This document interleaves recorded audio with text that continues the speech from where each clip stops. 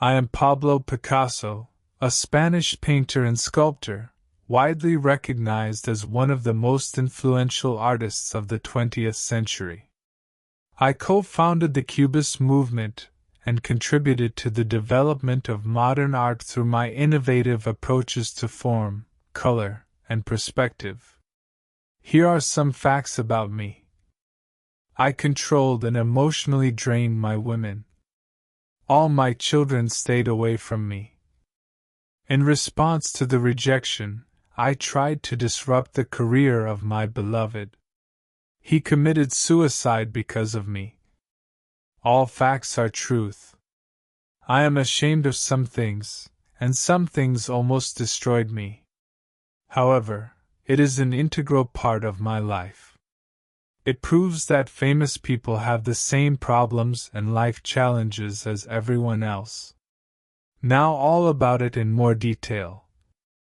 Section 1. I controlled and emotionally drained my women. I've often been described as a genius, a master of art, a revolutionary in the world of painting. My name is Pablo Picasso, and my work has shaped the very course of modern art.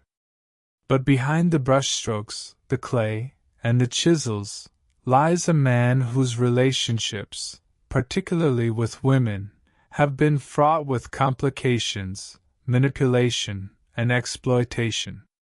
My romantic life, like my art, was often tumultuous and contradictory.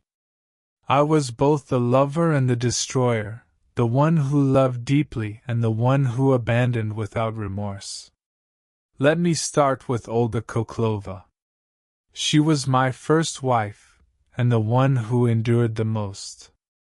We met in 1917, when she was a Russian ballerina with the ballets Russes, and I was already an established artist, though still young and restless. Our relationship was initially one of passion, but as the years passed, I began to grow distant. I had always been drawn to youth, to beauty, and my fascination with those qualities began to take a toll on Olga. I married Olga in 1918, and she became a constant presence in my life. She was not only my partner but my muse, and I painted her repeatedly in the years that followed. Her influence can be seen in many of my works, from the classical to the more cubist interpretations. But beneath the surface, things were deteriorating. I became obsessed with younger women, more precisely, with their beauty and vitality. Olga suffered, but at the time, I didn't fully comprehend the damage I was causing. I was unfaithful to her on numerous occasions, and this infidelity slowly eroded the bond we shared. Our marriage, which had once seemed promising, turned into something that was suffocating for both of us. I continued to pursue younger women, and I became emotionally distant, increasingly cold toward Olga. She had given up her career for me, had dedicated herself to being the wife of an artist, but I failed to give her the love and respect she deserved. My obsession with new experiences, with the next muse, the next inspiration, took precedence over my responsibility as a husband. In the early 1930s, I began a passionate affair with Marie-Therese Walter, a young woman who was 17 years my junior. She was my muse for many years, and her image appeared in a great number of my paintings. She brought me joy and inspired some of my most celebrated works. But Olga, as much as I tried to push her aside, was always there, watching, suffering. I did not handle the situation well. I kept Marie-Therese as my lover, but Olga was still my wife, even though I was emotionally and physically absent. Eventually, Olga found out about my affair, and it devastated her. Our marriage ended in separation, and although I continued to paint her, she was no longer the woman I cherished. She became a shadow, a ghost of the life I had abandoned. Her health deteriorated, and she grew bitter. I could not save her from the devastation I had caused, nor could I offer her the love that she had once given me so freely. But my destructive relationships with women did not stop there. After Olga, I was involved with many other women, each one different, each one a reflection of my own inner turmoil. My relationship with Dora Maar, a French photographer and a member of the Surrealist movement, was particularly intense and complex.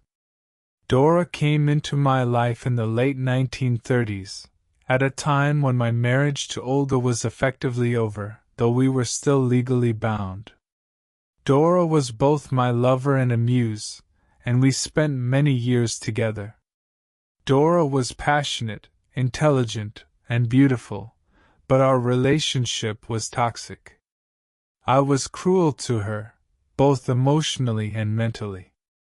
I manipulated her, using her vulnerability and her devotion to me to fuel my own ego. At the same time, I demanded total devotion and sacrificed her mental well-being for my own personal desires. She became obsessed with me, and I with her. We argued, fought, and I pushed her away whenever I needed space to work, yet I expected her to be there whenever I required her presence. I cannot deny that I was a difficult person to be with. I was selfish, demanding, and often cruel. I expected those who loved me to serve as mere instruments for my art and my desires. I took advantage of their affections, their devotion, and when they no longer served my needs, I abandoned them. I used women, and in doing so, I inflicted deep emotional wounds upon them. These wounds, I later realized, were part of the cost of living for my art, and perhaps part of the price of genius. But that does not excuse the pain I caused. In the late 1940s, after Dora, I entered into a relationship with Françoise Gillet, a painter and one of the few women who managed to break free from my emotional grasp. Françoise was strong, independent, and not afraid to challenge me. We had 2 children together, Claude and Paloma, and she was the one who ultimately left me after nearly 10 years. She could not tolerate my controlling nature any longer, nor could she live with the emotional manipulation that I had subjected her to. It is difficult to reflect on these relationships without feeling a sense of guilt, but I must face the facts. I was often unfaithful, manipulative, and indifferent to the suffering of those who loved me. I used women to fill the emptiness inside me, yet I never stopped to consider the long-lasting effects my behavior had on them. They were not simply muses. They were people with their own desires, their own needs, their own hearts. Yet, I ignored those aspects of them, focusing solely on what I could extract for my own purposes. The legacy of my relationships is one of pain and regret, and it is something I must confront. Some have called me a monster for the way I treated women, and perhaps there is truth in that. But I also wonder if, in my pursuit of art, I was simply too consumed by my own vision, too driven by the need to create, to consider the emotions and well-being of others. The world saw my art, but it did not see the damage I left in my wake. Perhaps, in the end, my greatest masterpiece was not a painting or a sculpture, but the lives I touched and, in many ways, destroyed. There is no redemption for the way I treated the women in my life. I can't undo the hurt I caused, and I can't change the past. What I can do is acknowledge it, reflect on it, and attempt to learn from the mistakes I made. My art will live on, but the relationships I had with these women will forever remain a stain on my legacy. And for that, I am truly sorry. Section 2. All my children stayed away from me. As much as my art has been lauded, and as much as my name continues to resonate through the halls of galleries and museums, the truth is, the relationships I had with my children were far from the masterpieces I imagined them to be. My legacy is not only defined by the works I created but also by the complex and often estranged connections I shared with the very people I brought into the world. These relationships, with my children, are marked by a series of misunderstandings, emotional neglect, and a profound inability on my part to be the father they needed. Let me begin with Paolo, my first son, born to my first wife, Olga Koklova. Paolo's life was never easy, and perhaps I can attribute part of that to my own inability to truly see him, to be present in his life the way a father should. As a young man, Paolo struggled with the burden of being my son. In his early years, he was often compared to me, my brilliance, my accomplishments, expectations that were placed on him even before he could fully understand them. I never truly gave him the space to develop his own identity, to be his own person, away from my shadow. I expected perfection from him, as I did from everyone around me. Paolo's efforts to follow in my footsteps were met with my criticisms, not with encouragement or understanding. His attempts to become a painter were fraught with failure, and I showed little patience for his struggles. Instead of being a mentor, I was distant, detached, and often dismissive of his aspirations. As a result, Paolo's life became a series of disappointments and rebellions. He was a troubled soul, constantly battling the expectations of being Picasso's son. He turned to alcohol, and his mental health deteriorated. In the end, he took his own life in 1975, a tragedy that could have been avoided if I had been a better father, if I had shown him the love and support he desperately needed. His death, while deeply saddening, was a consequence of the distance I had placed between us, the emotional neglect that had been a part of our relationship from the start. Then there was Claude, my son with Françoise Gillet. Claude was a quieter soul than Paolo, and in many ways, he inherited my introverted, thoughtful nature. But my relationship with him was not much better than the one I had with Paolo. Françoise, in her strength and independence, tried to shield Claude and Paloma, my daughter, from the worst of my emotional neglect, but they were inevitably affected by my behavior. As a father, I failed to provide the stability they needed, and they grew up in the midst of the chaos I created in my personal life. Claude and I had a strained relationship, especially as I grew older. He was deeply affected by the way I treated women, the way I moved from one lover to the next without regard for the consequences. But perhaps what hurt him the most was my lack of emotional availability. I was too wrapped up in my art, in my world of colors and shapes, to understand that my children needed me, too. Instead of being the kind of father who could offer guidance and support, I was an aloof figure, too consumed by my own thoughts and obsessions to connect with my children on a deeper level. Claude, in his own way, sought to make peace with the tension between us, but our relationship remained distant. I did not know how to offer him the kind of emotional support he needed, and as the years passed, we grew further apart.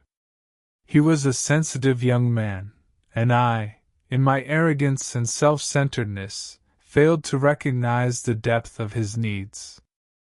It wasn't until much later, when I was already in my 70s, that I began to reflect on the fractured relationship I had with my children. And then there was Paloma, my youngest child, also from my relationship with Françoise. Paloma, who became a successful designer, was perhaps the one who felt the greatest emotional distance between us.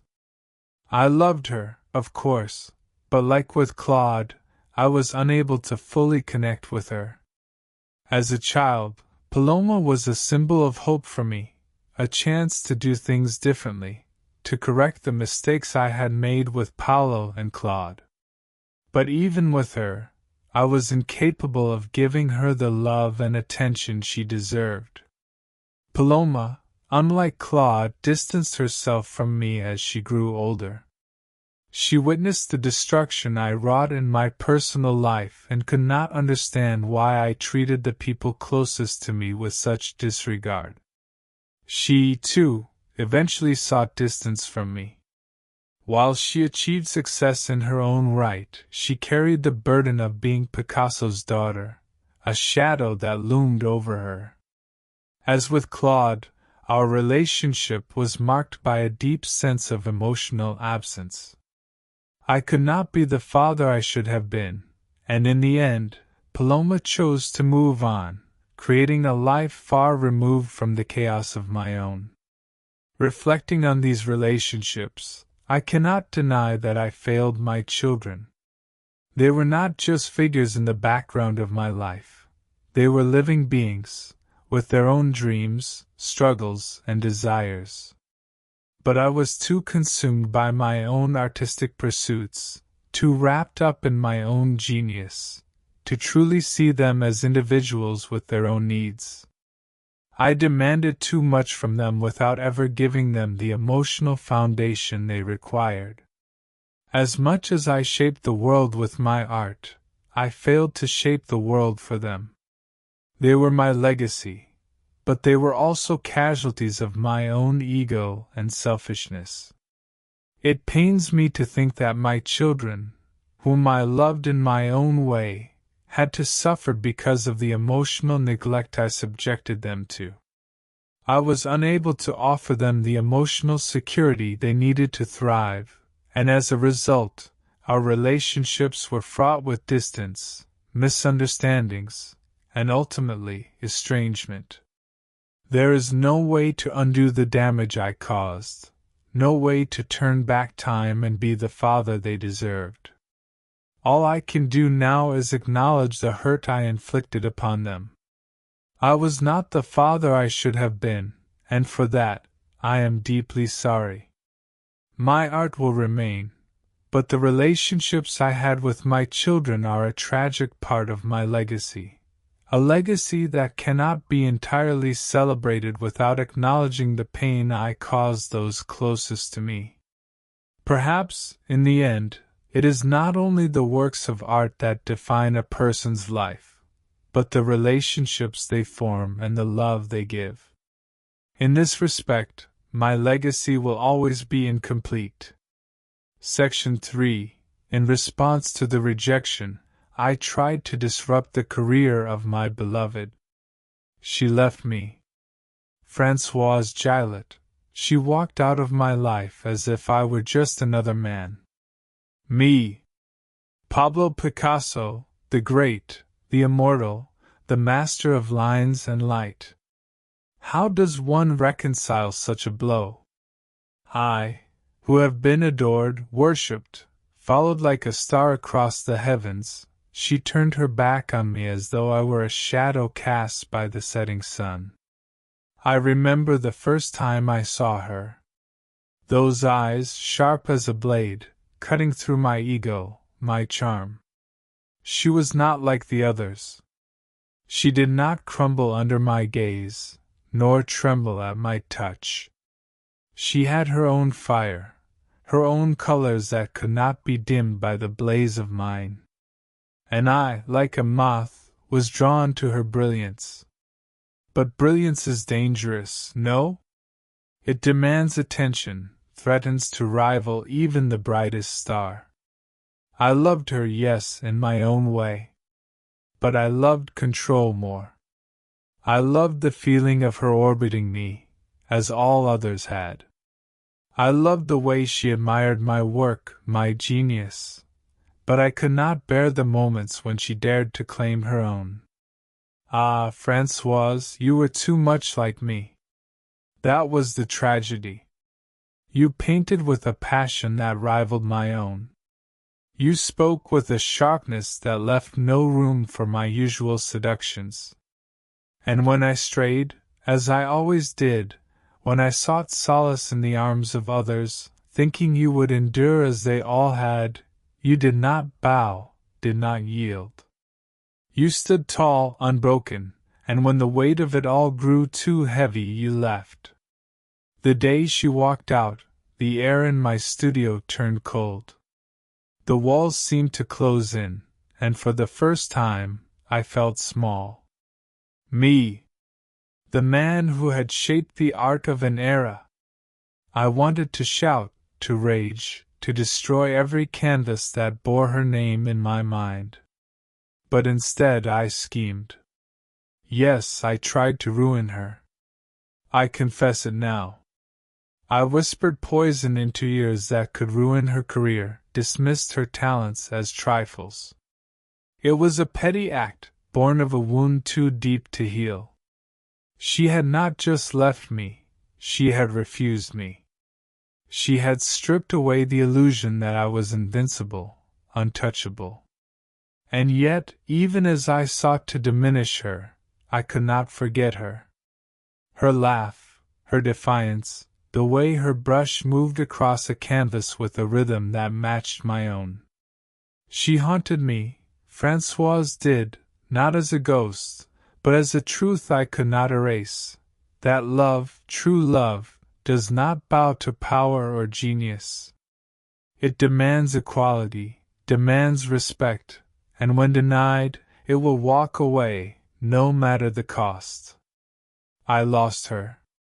And in losing her, I lost a part of myself.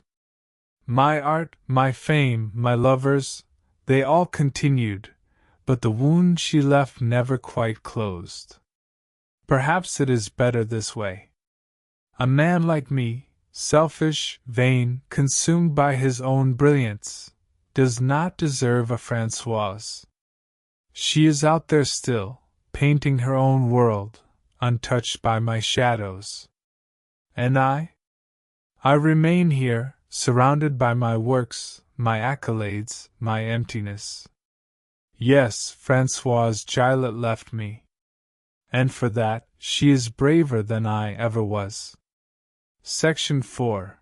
He committed suicide because of me. My obsession with art was a double-edged sword. While it elevated me to heights of fame and success, it also consumed me in ways I failed to fully understand. My pursuit of personal satisfaction, both in my art and my relationships, came at a great cost to those who loved me. The women who entered my life, who gave me their hearts, were often left broken, their spirits crushed under the weight of my neglect, infidelities, and emotional manipulation. Two of these women, Marie-Therese Walter and Dora Maar, suffered greatly because of me, and their tragedies remain among the deepest regrets of my life. Marie-Therese Walter was a young woman when she first came into my life in the late 1920s. She was 17, and I was in my mid-40s. She became my lover, and I painted her in some of the most beautiful and tender portraits of my career. Marie-Therese was different from the women I had known before. She was not just a muse, she was a woman who had a sweetness and innocence about her that I found compelling. I loved her in my own way, or at least I thought I did. But my love, like everything else in my life, was tainted by my inability to truly understand the emotional needs of others. I never fully acknowledged the depth of Marie-Therese's pain during our relationship. I was deeply involved in my work, my own world, and I paid little attention to how my actions affected her. Our relationship, like many of my others, was marked by secrecy.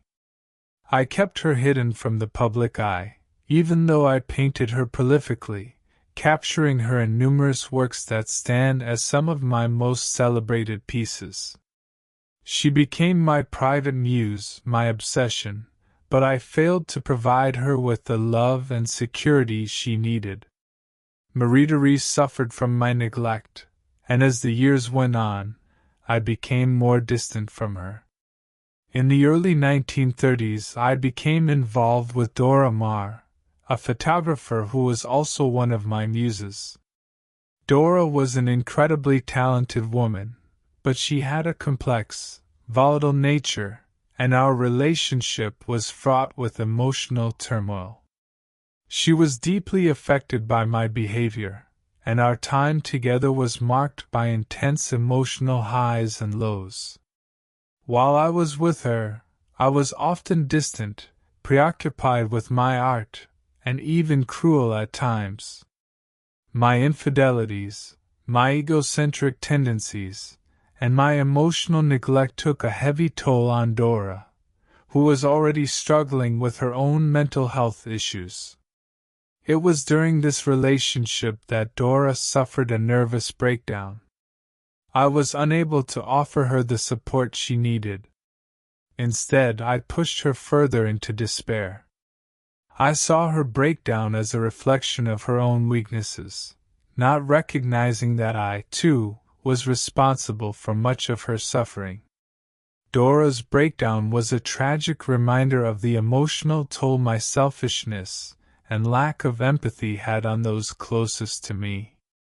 She was never the same after our relationship ended, and I know that I played a part in the destruction of her mental and emotional well-being. The story of Marie-Therese, however, is the most tragic of all. After my death in 1973, she struggled with her own demons, and the pain from our relationship never fully left her. She lived for years in relative isolation, and eventually, in 1977, Marie-Therese Walter took her own life. Her suicide was a painful reminder of how deeply my actions had affected her. She had been left emotionally scarred by our relationship, and the wounds I had inflicted were never truly healed. I often wonder if, had I given her the care and attention she deserved, she would have found peace in her life. These tragedies reflect the deep emotional toll my selfish behavior had on the women who loved me. I was so focused on my art, my own desires, that I failed to see how my actions were destroying the lives of those closest to me. I used them, manipulated them, and ultimately abandoned them, and in doing so, I left a trail of emotional devastation that they could not escape. The legacy of my relationships with Marie-Therese and Dora is a painful one, a reminder that my genius in art did not extend to my ability to love, to nurture, or to understand the emotional needs of others. In retrospect, I see how my behavior was damaging, how my obsession with my own desires blinded me to the needs of those around me. I regret the pain I caused, but I cannot undo the damage I inflicted. The women who loved me, Marie-Therese, Dora, and the others, were casualties of my own emotional immaturity, my inability to form genuine connections. They gave me their love, their devotion, and I repaid them with cruelty, neglect, and emotional abandonment. I can never truly make amends for the suffering I caused. My art will live on, but the lives I shattered in the process remain a stark reminder of the consequences of my actions. Picasso the artist may be celebrated, but Picasso the man is not someone I can look back on with pride. My personal legacy is marred by the pain I inflicted on those who loved me, and it is a burden I must carry for the rest of my life. My relationships were not just about love, they were about control, manipulation, and selfishness. I used others to fuel my own sense of self, to feed my ego, and in doing so, I created a path of destruction in the lives of the women who crossed it. I regret not being able to offer them the love and support they deserved. In the end, they were all left to pick up the pieces of their broken hearts, while I continued to pursue my own desires without ever truly considering the cost.